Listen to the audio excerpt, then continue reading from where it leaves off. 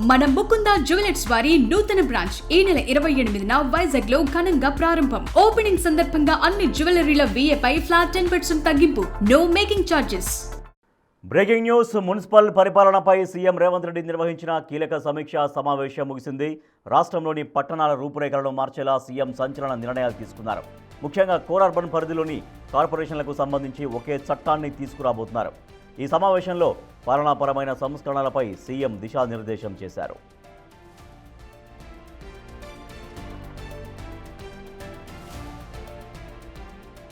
Core urban పరిధిలోని 3 municipal కార్పొరేషన్లను విలీనం చేస్తూ వాటన్నింటికి కలిపి ఒకే చట్టం అమలు చేయాలని నిర్ణయించారు. దీనివల్ల పాలనలో పారదర్శకత, వేగం పెరుగుతాయని ప్రభుత్వం భావిస్తోంది. ప్రభుత్వం ప్రకటించిన 99 రోజుల యాక్షన్ ప్లాన్ను మున్సిపాలిటీల నుంచే ప్రారంభించాలని అధికారులను ఆదేశించారు.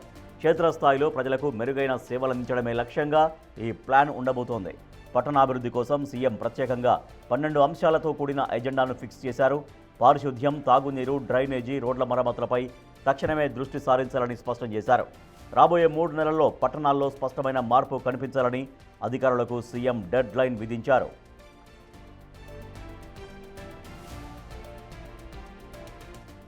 మూసీ పునరుజ్జీవ ప్రాజెక్టుపై జరుగుతున్న దుష్ప్రచారానికి చెక్ పెట్టేందుకు ముఖ్యమంత్రి రేవంత్ రెడ్డి సిద్ధమయ్యారు. అధికారుల సమీక్షలో ఆయన మాట్లాడుతూ అసలు DPR చూడకుండానే సోషల్ మీడియాలో అపోహలు కల్పిస్తున్నారని మండిపడ్డారు. భూసేకరణలో ఇళ్లు కోల్పోయే వారికి మార్కెట్ ధర కంటే 25% అధిక పరిహారం అందిస్తామని, TDR రూపంలో ఇచ్చే చెల్లింపులు కూడా అత్యధికంగా ఉంటాయని స్పష్టం చేశారు. ప్రజలకు వాస్తవాలు వివరించేందుకు మార్చి 13న ప్రాజెక్టు డిజైన్, DPRను విడుదల చేసి స్వయంగా పవర్ పాయింట్ ప్రజెంటేషన్ ఇవ్వనున్నట్లు సీఎం ప్రకటించారు. తప్పుడు ప్రచారాలకు ఫుల్ స్టాప్ పెట్టాలని అధికారులను ఆదేశించారు.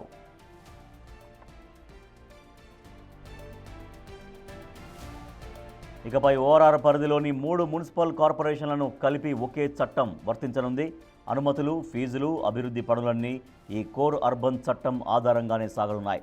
అలాగే ORR లోపల ఉన్న అన్ని శాఖల రోడ్లను MAUD పరిధిలోకి తీసుకురావాలని సీఎం స్పష్టం చేశారు. రోడ్ల నిర్మాణంలో నాణ్యత పెంచేలా కీలక నిర్ణయం తీసుకున్నారు. ప్రతి రోడ్డుకు జీవితకాలం నిర్ణయించాలని, గడువు ముందే రోడ్డు దెబ్బతింటే బాధ్యులపై కఠిన చర్యలు తీసుకోవాలని ఆదేశించారు సీఎం.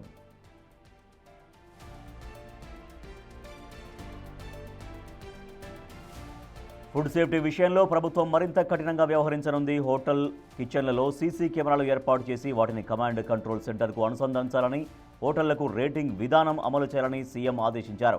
హైడ్రా పరిరక్షించిన చెరువులను పర్యాటక కేంద్రాలుగా మార్చడంతో పాటు ఎలివేటెడ్ క్యారిడార్ల ద్వారా నగరంలో ట్రాఫిక్ కష్టాలకు చెక్ పెట్టాలని నిర్ణయించారు. 50 అంతస్తుల పైబడిన భవనాలకు ఆధునిక ఫైర్ సేఫ్టీ ఉండాలని సూచించారు. వీధి దీపాల పనితీరును డాష్ బోర్డులో పర్యవేక్షించడం నుండి భారత్ ఫ్యూచర్ సిటీలో ప్రభుత్వ కార్యాలయాల నిర్మాణం వరకు సీఎం రేవంత్ రెడ్డి పక్కా ప్రణాళికను సిద్ధం చేశారు. రాబోయే రోజుల్లో భాగ్యనగరం సరికొత్త హంగులతో మన ముందుకు రానుంది.